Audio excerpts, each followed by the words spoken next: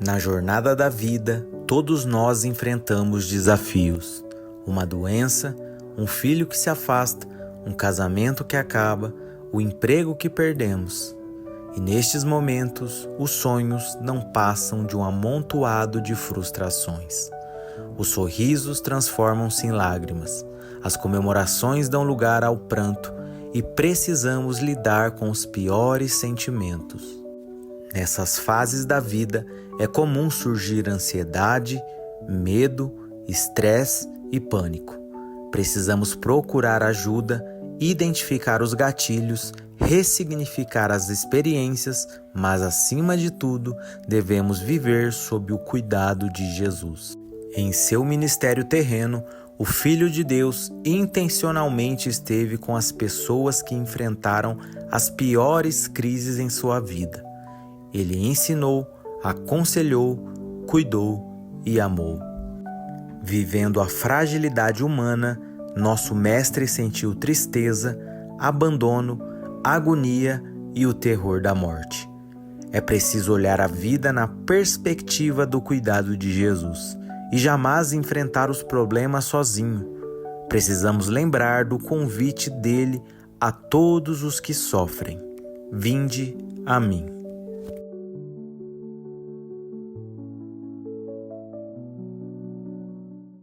Amados, nós gostaríamos de continuarmos, um assunto que viemos tratando aqui sobre esse tema. Vivendo, ou vinde a mim, vivendo sob o cuidado de Jesus. Nós vemos sendo tratados sobre esse assunto e às vezes nós ficamos questionando algumas coisas, embora nós sabemos que algumas decisões ela deve ser tomada pela gente, É nós que devemos tomar algumas decisões para que o Senhor restaure as nossas vidas. E nesta manhã eu gostaria de falar sobre um assunto pertinente. Eu gostaria de começar com os irmãos falando sobre este assunto, que hoje em dia parece que ele é bem, talvez não tão falado, mas tão necessário que aconteça com as pessoas. Hoje nós vivemos uma geração doente, O pessoal aí está com bebês reborn, alguns estão com um monte de coisas aí acontecendo nas suas vidas e pode ser consequência desse assunto que nós vamos tratar com os irmãos hoje. As pessoas sofrendo com trauma, sofrendo com depressão e tantas outras coisas. E esse assunto ele é pertinente e eu gostaria de falar com vocês, fazer este questionamento sobre as consequências da falta de perdão. Nós compreendemos, irmãos, que temos algumas necessidades em nossa vida e nós nos preocupamos, Hoje Paulo, ele fala sobre um assunto dizendo que o exercício físico de nada aproveita. Aquele período de Paulo, dos discípulos, dos apóstolos, o serviço era tudo braçais, Não era tinha maquinários como hoje. Embora a tecnologia está avançada, a gente vai nos lugares, a gente fica assustado como as máquinas funcionam, Como eu estava conversando com um empresário, ele falando ali essa semana sobre quando ele começou a trabalhar, começou com uma salinha desse tamanho, hoje ele tem quase um quarteirão ali, a fábrica deles, e antigamente era tudo manual. Eles fazem peças para hospital, aquelas hospitalares, aqueles pinos para perna, coisas para cirurgias, ferramentas para fazer a cirurgia também, hospitalares, e muitas coisas eles fazem. Antigamente era tudo no torno e era coisa uma por uma. Hoje eles investiram em máquinas que elas gospem ali os parafusos e faz ali, só tem uma pessoa para ficar controlando ali aquela máquina que fica ali produzindo, em alta escala. Nós vemos que há uma necessidade hoje, de você se movimentar. Antigamente, o exercício físico aproveitava pouco mesmo. As pessoas estavam sempre se movimentando, trabalho braçal forçado. E hoje há uma necessidade de academias e tantas outras coisas, nós nos preocupando com a nossa saúde. Eu tive na família, né, meu pai, embora esteja com 94 anos, vai fazer 94, e as pessoas, ele está acamado, né, agora a gente está cuidando dele, inclusive semana passada a gente não esteve aqui porque a gente estava lá, ficamos com ele lá desde uns 3 dias lá, né, de sexta-feira, sexta, sábado, domingo. E essa questão do meu pai me chamou a atenção em algumas coisas, que se você cuidar, né, da base, das pernas, e alguma coisa, você vai ter uma velhice com saúde. Então nós nos preocupamos com essa questão de saúde física para estar bem na velhice. As pessoas perguntam para mim, mas o que aconteceu com seu pai? Eu falei, 93 anos, né? Falei, 94. Então, mas se tivesse cuidado, continuado se movimentando, de repente estaria melhor. A gente não consegue fazer um parâmetro ou bater um martelo, não, é isso que ia acontecer com ele. Não conseguimos fazer isso. E nós vemos que as pessoas se preocupam com isso. Embora a academia, as pessoas estão preocupadas com estética, no meu caso não é isso, porque eu já sou bonito. Então a minha preocupação é... Brincadeira. 2 pessoas falou, irmão. A Bíblia fala que se 2 confirmar aqui na terra, está confirmado até no céu. Então a minha mãe, a Linda, falou, eu acredito nelas e não adianta querer me convencer ao contrário, que vocês não vão conseguir. Mas essa preocupação com a saúde, embora as pessoas se preocupem com a estética também, você vê as academias lotadas de pessoas, você vê pessoas de 70, 80 anos que fazem academia, você olha para eles, você não acredita quando eles falam a idade que tem, porque estão ali cuidando. Então vemos que as pessoas têm essa preocupação, embora eu não fui ainda, mas tenho essa preocupação também de cuidar dessa questão dessa saúde.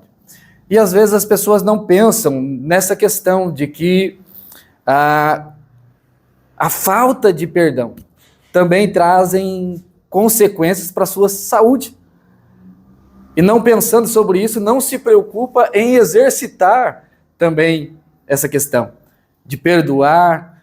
E perdão, irmãos, às vezes a gente fica pensando, principalmente dentro da igreja, que as pessoas falam, tem essa conotação quando vai falar de perdão. Quando eu senti no coração, não é?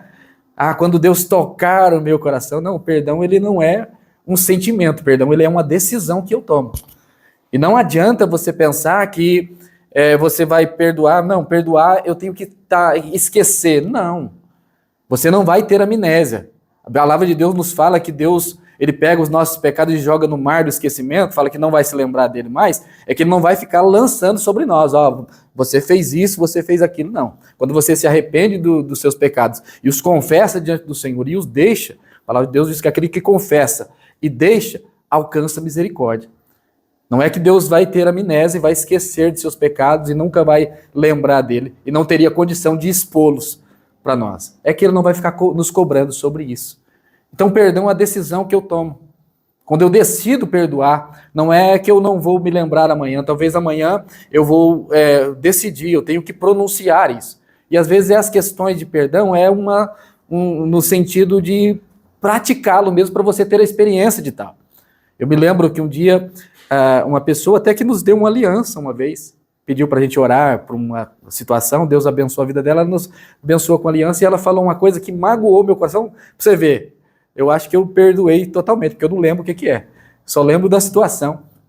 E aquilo magoou meu coração e me atrapalhava. Me atrapalhava em todos os sentidos. E eu me lembro que um dia eu falei, não, eu preciso perdoar essa irmã, eu preciso... E ela nem sabia, assim, de repente aquelas coisas que fala, assim, e às vezes não leva em conta, nem sabia que eu estava magoado, nada. E eu dobrei meus joelhos numa terça-feira e orei por aquela irmã, orei por aquela situação. Na hora que eu levantei daquele local, irmão, parecia que tinha saído um fardo das minhas costas. E nós compreendemos que a falta de perdão, ela nos traz essa questão de julgo, de sofrimento, né? Porque quando você não perdoa a pessoa, o que acontece? Se você estiver comendo e você lembrar daquela pessoa, vai tirar o seu apetite. Se você for fazer uma viagem, né, ali no Bela Viagem, tem um Bela Viagem aí conosco hoje, glória a Deus. Se você for comprar uma passagem do Bela Viagem, for fazer uma viagem, porventura você lembrar de uma pessoa que você tem mágoa no coração dela, a respeito dela, quando você estiver lá e você lembrar, ela vai atrapalhar o seu passeio, a sua viagem. Não vai ser a mesma coisa. Né? Você vai dormir e se você lembrar, essa questão desta mágoa vai tirar o seu sono. Você vê que são coisas que te atrapalham, mas quando você decide perdoar, né? Quando você toma essa decisão, fala, não, eu perdoo, você pronuncia, não é questão de sentimento, é uma questão de decisão que você toma. e automaticamente amanhã vai estar doendo menos, depois da manhã vai estar menos ainda. E daqui a pouco você vai lembrar daquela situação e ela não vai te causar mais nada. Não vai te causar mais dor, não vai te atrapalhar mais seu sono, não vai te atrapalhar a sua viagem, não vai te atrapalhar no seu apetite, porque foi resolvido. Depois você vai lembrar daquilo, é como uma cicatriz que você machucou, e você olha para ela, você lembra. Ah, foi lá no fulano de tal, eu caí, machuquei, tal. Essa cicatriz é sobre isso. Foi esse acontecimento, mas ele não dói mais. Você vai lembrar de todas as causas, mas aquilo não te causa mais dor. O perdão é assim. Eu decido perdoar, e automaticamente, com o passar dos dias, essa dor já não vai existir mais, e esta questão não vai me atrapalhar mais. Você vai ter problema com essa pessoa? Não te garanto que não vá mais. E aí o perdão é um exercício, tanto é que Pedro, ele perguntou para Jesus sobre essa questão. Pedro, ele chega com uma resposta pronta para Jesus e faz uma pergunta para Jesus: Senhor, quantas vezes devo perdoar o meu irmão? 7? Ele já vai com uma resposta, querendo impressionar Jesus, e Jesus fala para ele: não te digo 7, mas 70 vezes 7. Jesus não estava dando um número ali limitado, dizendo, essa tanto, na hora que chegar esse limite aqui, você para e não precisa perdoar mais. Não. É infinito, né? Todas as vezes que você for magoado, que você entender, né, essa questão na sua vida, pelo fato de ter Cristo no seu coração e o tanto que Ele te perdoou, você também deve perdoar. Quais as consequências da falta de perdão, moço? A falta de perdão, ela pode ter efeitos prejudiciais tanto na saúde mental quanto física, além de afetar relacionamentos e a vida espiritual. A incapacidade de perdoar pode levar à amargura, ressentimento, raiva, baixa autoestima e pode até mesmo contribuir para o desenvolvimento de doenças. Você vê? O efeito da falta de perdão, saúde mental. A falta de perdão pode causar amargura, raiva, ressentimento e baixa autoestima. Você vê? Você fica até feio quando você não perdoa. Sua autoestima fica lá embaixo, você se olha e parece que nada tá bom. E também pode levar à depressão, ansiedade e outros problemas emocionais. Então a falta de perdão, ela mexe com a sua estrutura, mexe com as suas emoções. Na saúde física, estudos indicam que a falta de perdão pode aumentar o risco de doenças cardíacas, hipertensão, dores musculares e até câncer. O estresse resultante da falta de perdão pode afetar negativamente o corpo. Você vê a falta de perdão que ela causa em você? No relacionamento, a falta de perdão pode prejudicar relacionamentos, levando ao isolamento, conflitos e dificuldades de comunicação. Na vida espiritual, a falta de perdão pode impedir o crescimento espiritual, dificultando a experiência da graça e do amor de Deus. Você vê o que a falta de perdão causa, irmãos, no ser humano? Então você vê e percebe essa questão. É prejudicial a você, é prejudicial a nós, e quando nós, como eu disse para você, hoje nós vivemos numa preocupação com estética e saúde, e nós procuramos uma academia para isso. Nós procuramos um lugar para que nós podemos melhorar a nossa estética, estar mais bonito, ou estar mais forte também, nos preocupando com a saúde. Mas nós olhamos aqui a questão do perdão, nos traz também malefícios à nossa saúde, e às vezes nós não nos preocupamos tanto com isso, em liberar, em não querer ficar doente, deixar isso esvair-se da nossa vida, para que nós sejamos restaurados, né, fisicamente. Olha o benefício do perdão. Perdoar também é saúde. Você sabia disso? Perdoar também é saúde. O benefício do perdão. Saúde mental. O perdão pode trazer paz de espírito, alegria e bem-estar emocional. Saúde física. O perdão pode reduzir o estresse, regular a pressão arterial e melhorar a qualidade do sono. Você vê que a falta de perdão, ela te atrapalha em vários quesitos, na alimentação, comendo, de repente num passeio, nas noites de sono. Agora, quando você perdoa, né, quando você libera o perdão pode fortalecer os seus relacionamentos, e promover a reconciliação também, né? Na vida espiritual, o perdão pode abrir caminho para a graça e o amor de Deus, promovendo o crescimento espiritual. Então, o perdão, tanto para si mesmo quanto para os outros, é um processo que pode trazer muitos benefícios para a saúde e bem-estar. E é pensando nisso que eu gostaria de falar com você sobre esse tema, escolhendo o perdão. Embora nós estaremos falando a respeito de Jesus aqui, né, mas eu quis fazer este comentário previamente, antes da introdução dessa mensagem, para nós entendermos essa questão, os benefícios do perdão, que eu também devo perdoar, principalmente pensando no amor de Deus sobre nossas vidas e o quanto Ele nos perdoou. Eu gostaria de ler com vocês em Marcos, capítulo 2, do verso 1 ao 12. Evangelista Marcos.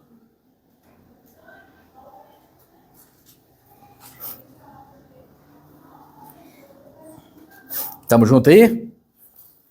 Nos diz assim o texto. Marcos, capítulo 2, do verso 1 ao 12.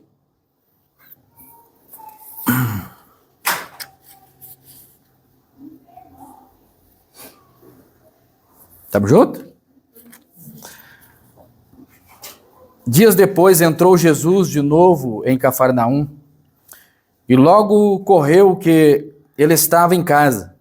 Muitos afluíram para ali, tantos que nem mesmo junto à porta eles acharam lugar, e anunciavam-lhes a palavra.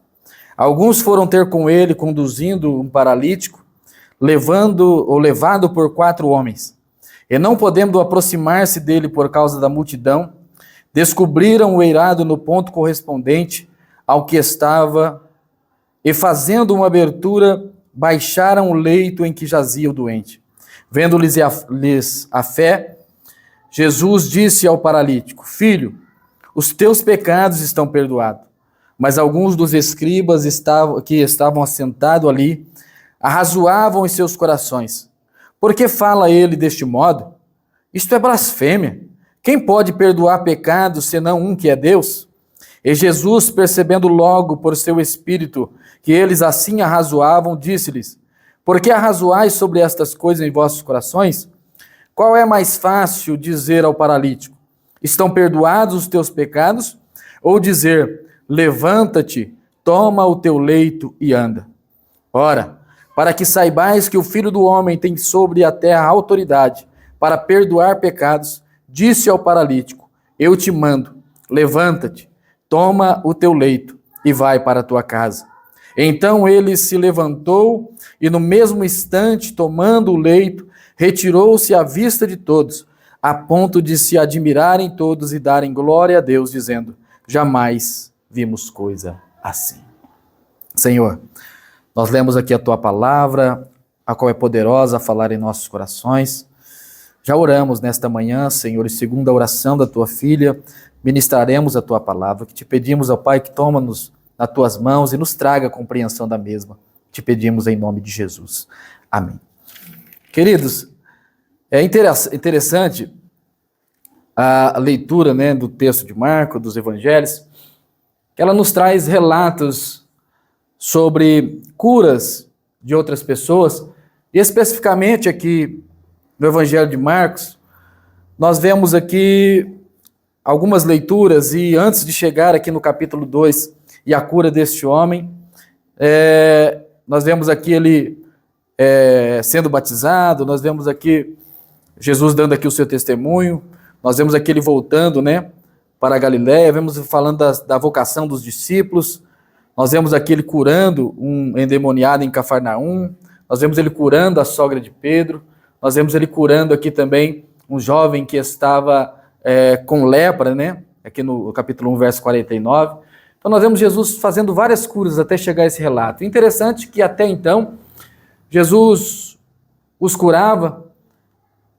O relato aqui da sogra de Pedro é que depois que curou ela, Jesus curou ela, ela passou a servi-lo. E nenhum dos outros relatos nos fala sobre perdão de pecados. Essas pessoas estavam enfermas, algumas foram até Jesus, no caso da sogra de Pedro, Jesus estava ali na casa, né? foi ali na casa deles e restaurou ali a saúde desta mulher, ela passou a servir. E nenhum dessas pessoas que foram curadas, Jesus fala sobre perdão de pecados. Embora no leproso aqui, no verso 49, Jesus manda ele apresentar-se ao sacerdote, né, e oferecer ali em sacrifício o que a lei ordenava que fizesse.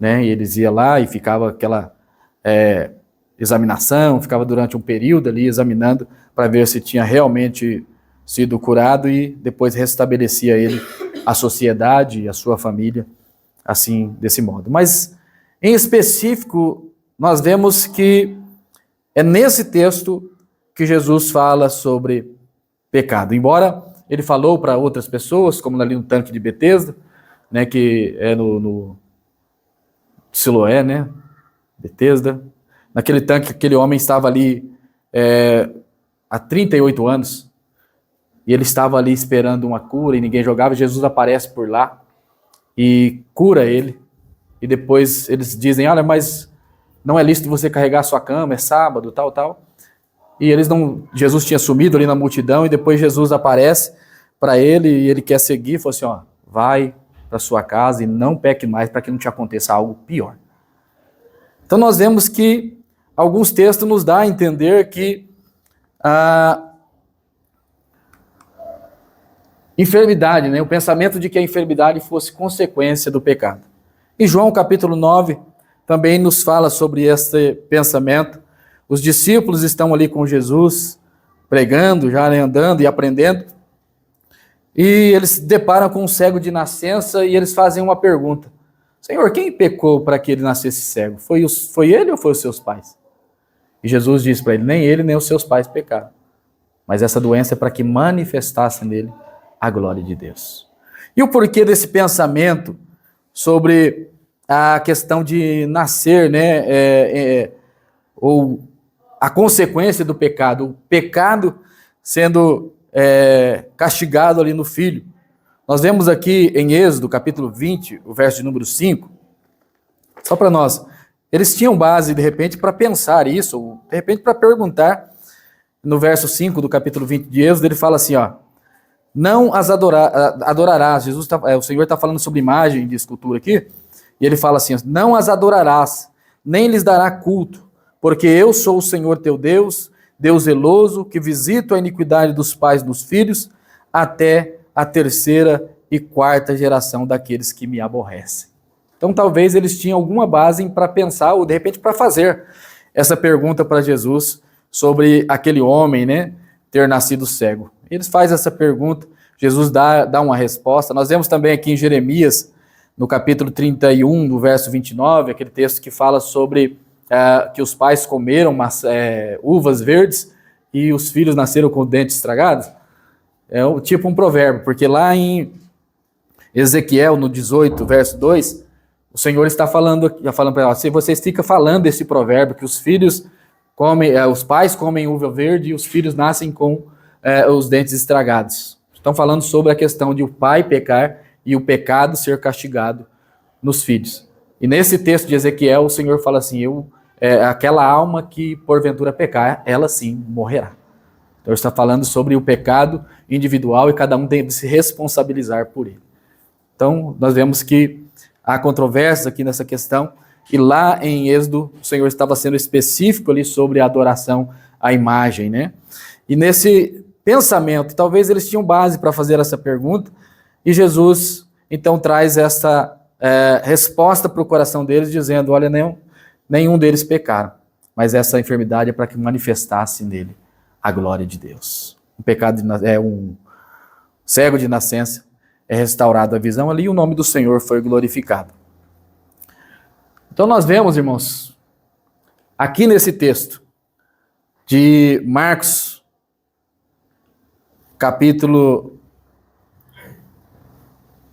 de número 1 ao verso 2, ao capítulo 12, ao verso 12, aliás,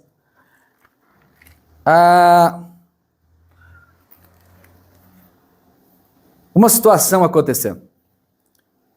Interessante que o fato das pessoas não caberem ali no local onde Jesus estava, é consequência da cura desse leproso, no verso 40 aqui do capítulo 1, porque Jesus fala para ele assim, ó, não fala para ninguém, mas ele começou a propagar e começou a falar, e Jesus já não podia mais ficar nas cidades, porque aonde ele ia, então Jesus se retirava para ficar sozinho, mas nesta ocasião Jesus entra ali na sua casa, e eles ficam sabendo que Jesus está ali e vão todos para lá. Interessante que estes homens, eles saem da sua casa com o propósito de levar este paralítico, né, até o lugar onde estava Jesus, e eles chegam ali nessa casa, e eles não acham lugar para entrar. Nas janelas, nas portas, não tinha lugar para entrar. Então eles tomam uma decisão. Nós vemos que eles tinham um propósito, e eles não permitiu que a dificuldade, né, a adversidade que eles iam enfrentar, atrapalhasse o propósito. O propósito deles era apresentar a Jesus. É o que nós fazemos, né? Nós não temos a condição de alcançar o coração de ninguém. O que nós falamos é a palavra de Deus, né? Quem faz a palavra germinar no coração é o Espírito Santo, mas nós temos que falar. Este homem saiu ali com esse propósito e não permitiu que os impedimentos, as dificuldades os atrapalhassem de cumprir, né, o propósito. Então eles são impedidos por causa da multidão, eles não têm condição de chegar ali, né, onde estava Jesus, mas eles, para cumprir o propósito que eles saíram, eles sobem ali na casa, destelham no local correspondente aonde está Jesus e descem no seu leito aquele paralítico aonde estava Jesus. E o interessante é que aquele homem ele foi ali para ser curado. E como eu bem disse, nos textos anteriores, Jesus, embora este leproso, ele manda apresentar o sacerdote, mas ele não questiona ou não fala sobre a questão de pecados, atribuindo alguma coisa sobre enfermidade. Então esse homem lá, ele não vai com a intenção de ser perdoado dos pecados, ele vai com a intenção de ser curado. Ele vai com a intenção de ser restabelecida a sua saúde. E ele chega ali aonde está Jesus. E quando Jesus os vê ali com todo aquele esforço, o texto nos diz que Jesus estava ali falando da palavra, falando, né, do evangelho, falando a respeito da sua vinda. Os escribas estavam ali. Então tinham pessoas importantes dentro daquele local ouvindo Jesus. E de repente eles os chama a atenção com alguém. Imagina a cena, irmãos. Nós estamos aqui falando de Jesus. Longe de nós, né, nos comparar com Jesus, embora a palavra de Deus nos diz que nós devemos se parecer o máximo com ele. Alguém chega aqui, quebra a laje e desce alguém aqui no meio do nosso.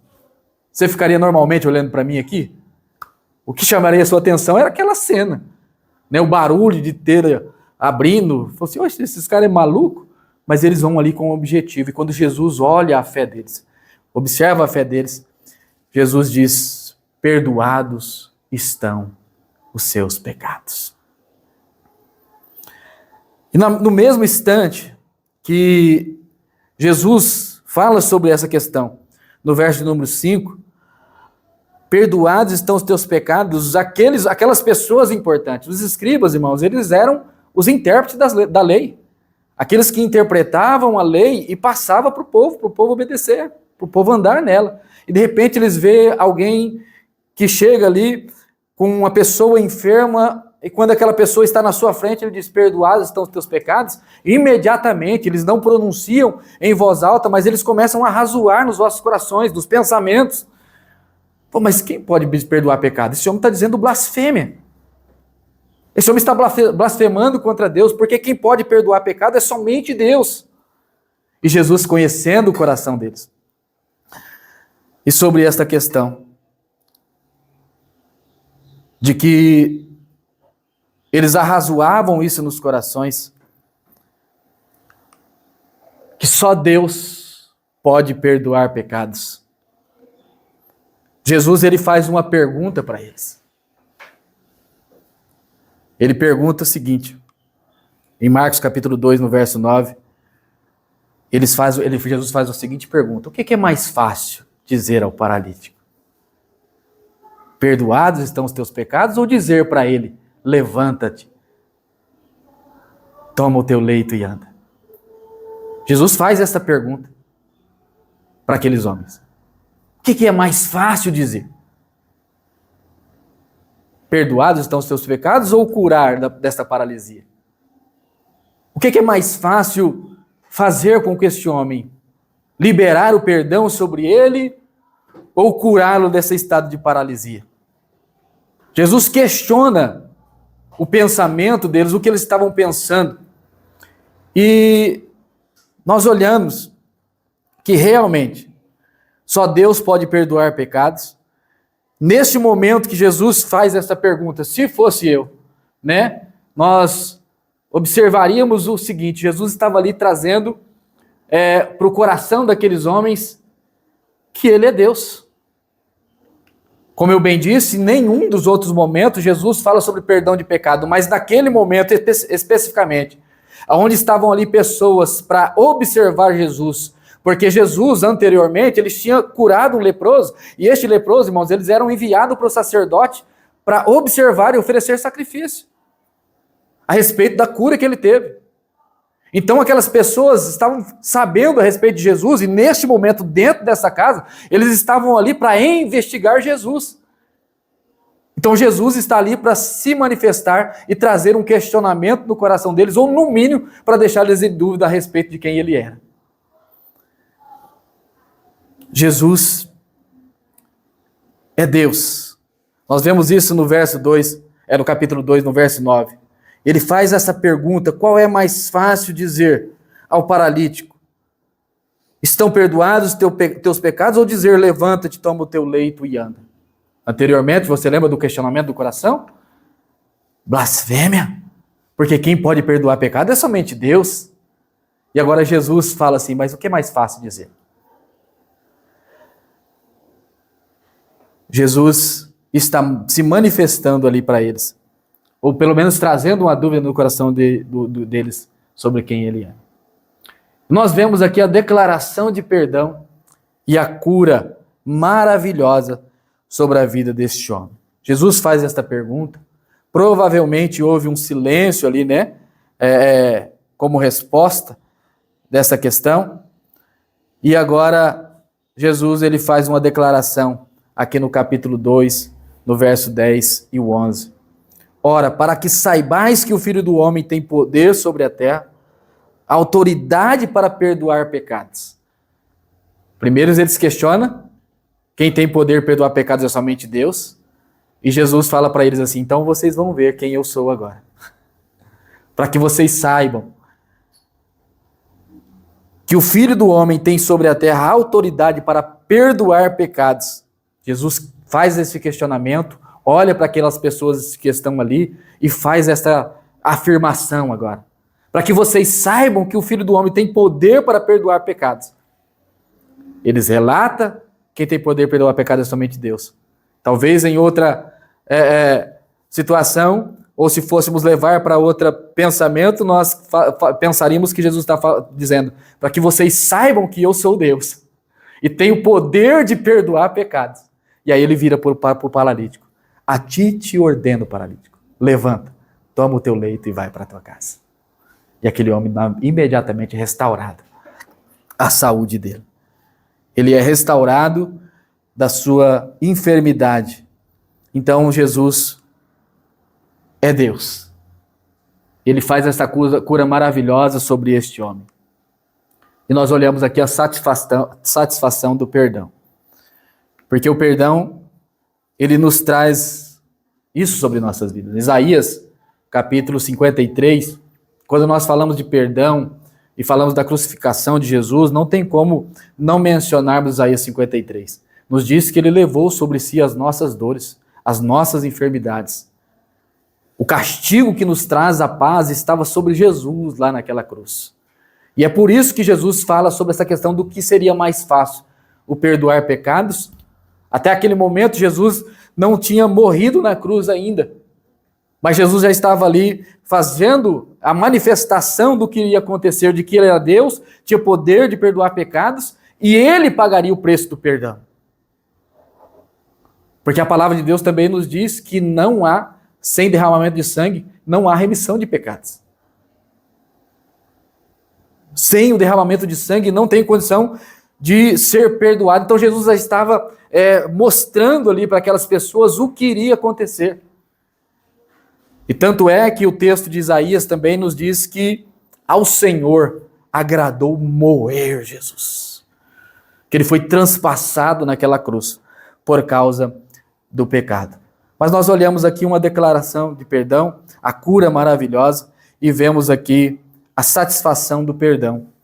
O perdão, quando nós somos perdoados, né, principalmente nesse quesito, perdoado dos nossos pecados, de um castigo que nos traria condenação eterna. Imagina só, irmãos, quando nós, como eu mencionei para os irmãos, um perdão aqui para uma pessoa que de repente fez alguma coisa boba, nos trouxe alívio ali quando a gente liberou o perdão, né? Quando nós somos perdoados, nós temos o mesmo sentimento de alívio. Fui perdoado de uma conta, fui perdoado de algo, né? Então agora aquela culpa que estava sobre mim, ou aquela condenação, aquele preço que de repente eu teria que pagar, já foi pago em meu lugar, então eu não preciso mais pagar, né? Não preciso mais gastar com esta questão. E nós vemos o alívio e a satisfação do perdão aqui em Marcos capítulo 2, o verso de número 12. Então ele se levantou e no mesmo instante, tomando o leito, retirou-se à vista de todos, a ponto de se admirarem todos e darem glória a Deus, dizendo: jamais vimos coisa assim. As pessoas se admiraram do que aconteceu ali. Não somente da cura, porque como eu disse para vocês, em outros relatos aqui anteriores, ao que Marcos faz um relato aqui, antes desse capítulo 2, outras pessoas tinham sido curadas. Outras pessoas tinham sido restauradas. Mas nessa, Jesus ele não só restaura fisicamente, Jesus restaura também espiritualmente este homem agora. Ele perdoa os seus pecados. E este homem agora, a sua satisfação, embora de repente impressionado com a cura, impressionado com o milagre, e agora a condição de não mais depender de outras pessoas por causa da sua enfermidade, mas agora ele sai dali perdoado, com a certeza no seu coração de que não tinha mais condenação sobre ele. Então a satisfação daquele homem que foi perdoado por Jesus. A satisfação do perdão. Para nós refletirmos e praticarmos,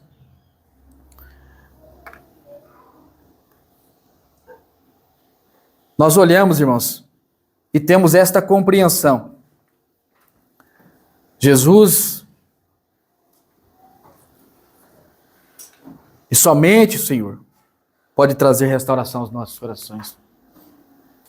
Nós vemos em primeiro lugar que a principal consequência do pecado é a separação de Deus e a morte.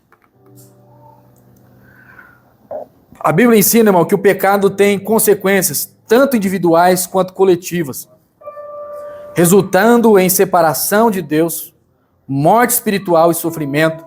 Além disso, o pecado pode levar às consequências práticas na vida da pessoa e em seu relacionamento com os outros. Então, primeiro, separação de Deus. O pecado afasta o ser humano de Deus, que é a fonte da vida e de alegria. Em segundo lugar, a morte espiritual. A Bíblia associa o pecado à morte espiritual, uma separação eterna de Deus, além da morte também física. Porque a palavra de Deus nos diz que o salário do pecado é a morte, mas o dom gratuito de Deus é a vida eterna. Em terceiro lugar, o sofrimento e a dor. O pecado pode gerar culpa, remorso, ansiedade e outras consequências negativas para o indivíduo. As consequências na vida. O pecado também pode levar às consequências práticas, como relacionamentos rompidos, problemas de saúde e dificuldades financeiras. Nós olhamos que no pecado original, a Bíblia ensina que todos herdamos uma natureza pecaminosa e que o pecado entrou no mundo através de Adão, afetando toda a humanidade. Então o pecado é a principal consequência, ou a principal consequência do pecado é a separação de Deus e a morte. Nós olhamos também que só em Jesus a perdão e restauração. Irmãos, a graça de Deus, né, apesar aí das consequências do pecado, a Bíblia também fala sobre o perdão e a restauração através de Jesus. Através de Jesus é possível ser reconciliado com Deus e receber a vida eterna. Às vezes a nossa preocupação na questão física, quando eu falo sobre perdão, e no começo falando sobre perdão, que eu tenho que manifestar o perdão para as pessoas, devo perdoar e aceitar o perdão, às vezes nós nos preocupamos só com essas questões físicas, emocionais, que podemos melhorar a nossa vida aqui, mas quando nós falamos da graça de Deus e o perdão de Deus sobre a nossa vida, nós não falamos somente de coisas que podemos viver aqui, embora podemos viver. A graça de Deus, ela não começa lá no céu, ela começa aqui. Nós podemos desfrutar de todas elas, de todos esses momentos que, através do Senhor Jesus, é manifestado em nós a graça do Senhor. Quando o Senhor nos alcança de uma forma especial, essa certeza de vida eterna, que nós fomos perdoados, isso traz paz ao nosso coração, traz satisfação à nossa alma, sabermos que fomos perdoados. Eu vi uma frase do pastor Valber, não sei se é dele, eu vi ele escrevendo ali no seu Instagram, achei interessante, ele escreveu ali, né, que o fato de eu ser bacana e cumprir todos os ritos, fazer, não com essas palavras, Deus não me ama mais por isso. E o fato de eu pecar, ou errar, ou vacilar, Deus vai me amar menos por isso também. O amor de Deus, ele é perfeito. Às vezes nós nos deparamos com pessoas que, quando nós falamos do amor de Deus, ele olha para tudo aquilo que ele fez e ele fala, será que Deus vai me perdoar? Mas eu cometi tantas coisas. A gente já falou para pessoas, nós tivemos que em uma ocasião ir socorrer ali uma pessoa da igreja mesmo, que o bandido entrou na sua casa, atirou na sua televisão e ia vender a sua casa. E nós fomos ali, pegamos rapidamente, naquele momento, nossa condição foi mandar ele embora dali da igreja mesmo, para algum lugar se esconder. E nós fomos lá na casa dessa pessoa e depois, consequentemente, fomos conversar ali com aquelas pessoas que estavam fazendo isso. E depois da conversa, eles tinham tido uma confusão lá, que achou que eles tinham denunciado eles, alguma coisa dessa natureza. Mas nós aproveitamos o momento para falar de Jesus, e aquela pessoa olhou para toda a sua vida pregressa e tudo aquilo que tinha cometido, inclusive isso com o irmão da igreja, né, essa injustiça, e ele fez esse questionamento sobre a questão do perdão de Deus, que existe uma gravidade ou existe um limite sobre o perdão. A palavra de Deus nos diz que o sangue de Jesus nos purifica de todo o pecado. De todo o pecado. Não tem limite sobre o perdão do Senhor. E nós olhamos aqui que através de Jesus é possível ser reconciliado com Deus e receber a vida eterna. A fé em Cristo e o arrependimento dos pecados são essenciais para a salvação. Entregar-se a Cristo e compreender que Cristo tomou o nosso lugar, que não existe mais culpa. Eu me lembrei de uma história, na época do Faroeste, eu não me lembro quem falou isso aí, mas achei pertinente e interessante sobre essa história, de um homem que cometeu o crime e ele foi condenado à forca, a morrer. Mas as pessoas intercederam, o governador se compadeceu daquele homem, e esse governador se vestiu de sacerdote, aquela roupinha que a pessoa olha e fala assim, não, é um sacerdote, colocou o alvará de soltura dentro da Bíblia e foi visitar este preso. E na hora que ele chegou, esse homem já ia morrer na outra semana, a condenação dele, o julgamento já tinha acontecido, ele tinha sido condenado à morte, e já na outra semana ele ia morrer, ia ser enforcado. E ele chega até aquele local,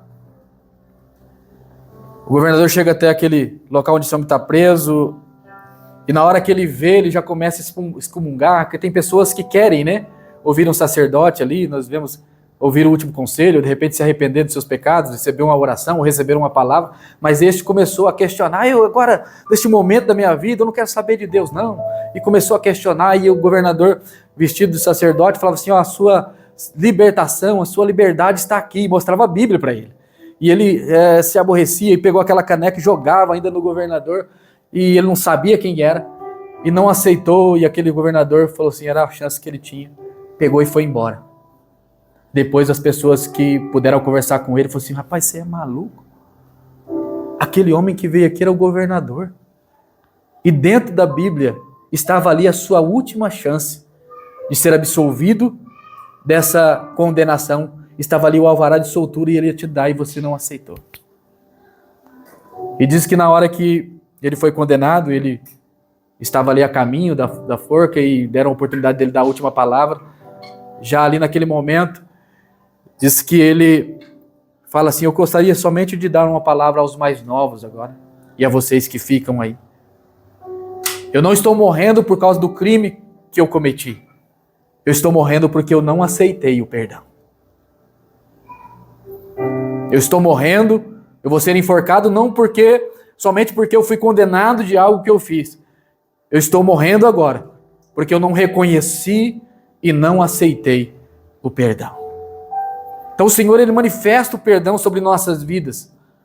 Ele nos oferece o perdão às nossas vidas. E às vezes as pessoas ficam tão obcecadas ou para continuar pecando, ou de repente questionando algumas coisas e querendo se manter diante ou distante do Senhor, não aceitando o perdão do Senhor. E de repente vai chegar um momento que não haverá mais oportunidade, não haverá mais chance. Então ele vai ser condenado e culpado, sim, por causa dos pecados que ele cometeu, sim, mas também porque ele não aceitou o perdão do Senhor que é manifestado a nós, que é nos oferecido de graça. Não há preço que nós temos que pagar, não há dinheiro que eu consiga pagar a respeito do perdão, é de graça, Jesus nos oferece. Assim como ofereceu para este homem ali, o perdão para ele. Embora o curou, o restaurou da sua paralisia, mas este homem, ele saiu dali perdoado. E no dia que ele tivesse que morrer, ele morreu, independente que ele estava andando, independente que ele estava sendo curado ou não. E ele vai ter que se apresentar diante do Senhor. E ele vai se apresentar como um homem que foi perdoado por Jesus. Ele não vai ser apresentado como um homem que foi curado. Então a bênção, irmãos, daqui nas terras, de Jesus ter morrido por nós na cruz, não é somente nos curar, não é somente nos fazer que tenhamos dinheiro, que sejamos ricos aqui. A maravilha do Senhor, a graça manifestada ali na cruz do Calvário, foi para nos perdoar do nosso estado de pecado e nos dar vida eterna com o Senhor lá no céu. Essa é a alegria que deve estar ressoante aos nossos corações, que devemos manifestar às pessoas: eu fui perdoado. Tem um louvor do irmão aí que está até sendo questionado, mas eu não vou falar o nome dele, que diz que eu fui perdoado. Aleluia, eu sou livre. Que talvez trazemos no nosso corpo a marca de quem tinha tudo para viver longe de Deus, longe da graça, mas o Senhor manifestou ela sobre nós. Então concluímos com esse pensamento que só em Jesus há perdão e restauração. O pecado tem sérias consequências, mas nós olhamos que a palavra de Deus nos oferece esperança e a restauração através de Jesus Cristo. E nós olhamos que a mensagem central é que, embora o pecado nos afaste de Deus e cause sofrimento, a graça divina está disponível para aqueles que se arrependem e buscam a reconciliação com o Senhor. Ela está disponível, a graça do Senhor. Ela está aí manifestada sobre nós e nós podemos engrandecê-lo nesta hora. O Senhor nos aliançou com Ele.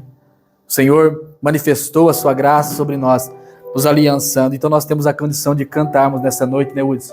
Juntamente com os irmãos, que o Senhor é um Deus de aliança.